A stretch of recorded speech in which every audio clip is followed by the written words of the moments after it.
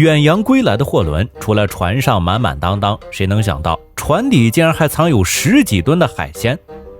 这布满船底像马牙一样的贝壳，名字就叫马牙，学名又叫藤壶，在海洋生物大家族里，那可称得上是臭名昭著。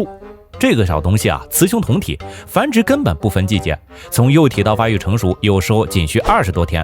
所以啊，从体量上来说，它们绝对称得上家族兴旺。为了守住自己的1亩3分地，藤壶会分泌一种堪比502的胶体，牢牢地附着在它生长的地方。凭借着自己出色的繁殖和吸附能力，它们会吸附在轮船的船底，时间越久，藤壶积累的就越多。轮船靠岸之后，远远望去，轮船的船底密密麻麻，就像是一个大型的海鲜市场。除了附着在远洋货轮的船底，藤壶还会附着在其他生物和礁石上，尤其喜欢生长在坚硬物体的表面。海龟、鲸鱼自然少不了遭受藤壶的祸害。别看它们的体积是藤壶的上百上千倍，偏偏拿它没辙，只能任由它吸附在自己的眼角、嘴角和背上。所以近些年，时不时就会有鲸鱼或海龟浮出海面，向人类求助，清除自己身上的寄生藤壶。那这满船底的藤壶到底是怎么处理的呢？数十吨海鲜主动送上船，为啥却被当成废物垃圾扔掉呢？船一靠岸，船底就布满了海鲜大拼盘。那清理下来海鲜该怎么处理呢？能不能吃呢？因为藤壶的吸附能力极强，所以需要利用高压水枪进行仔细清理，整个过程绝对是非常解压。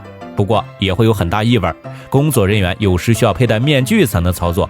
但要明确一点，费这么大劲儿弄下来的海鲜是绝对不能吃的，一般是直接当做垃圾处理掉。爱吃海鲜的朋友们可能要心疼一会儿了。第一是因为船底部的涂料有毒性，主要就是为了对付这些海洋里的寄生虫，所以吸附在船底的藤壶还有其他贝壳都会受到污染，不能食用。第二，随着藤壶的无止境繁殖，轮船负担越来越重，航行阻力加大，耗油量增加，燃料污染加剧，也会波及船底的海洋生物。第三，远洋轮船出海时间久，一大船的人在船上吃喝拉撒，生活污水也会从船底排出，所以这些海鲜还会被生活污水污染。这样看来，大家应该也不会觉得这些海鲜弃之可惜了吧？这些海鲜不仅没有实用价值和经济价值，甚至每年还需要为清理它们花掉上亿块钱。美国尼米兹号超级航母每年需要花费6亿美元清理维护费，而其中大部分的费用都是用来清理船底的海鲜大拼盘，藤壶首当其冲。远洋航船上几十吨的藤壶被丢掉，但礁石上的藤壶却能卖到100美金的天价，这其中有何区别呢？依附在船底的藤壶吸收了大量对人体有害的物质，所以不能食用。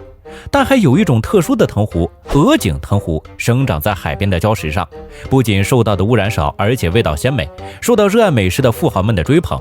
另外，因为采集的风险非常大，鹅颈藤壶专挑风浪大的地方生长，有时甚至长在海边的峭壁上。采摘的时候不小心脚下一滑，就会被海浪卷走。敢去采摘鹅颈藤壶的可以算是勇士了。所以鹅颈藤壶也得到了一个外号，来自地狱的美食。而且藤壶的吸附力很强，在海边又没有高压水枪可以用，只能用刀、铲子和手做工具。最有经验的勇士一天也只能采到几公斤。但风浪越大，藤壶越贵，鹅颈藤壶价格高的离谱，一斤甚至可以卖到100美金。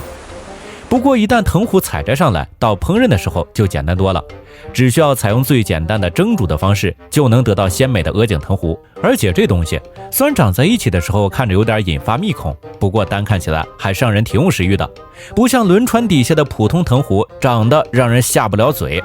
要是有机会，你想不想尝一尝鹅颈藤壶呢？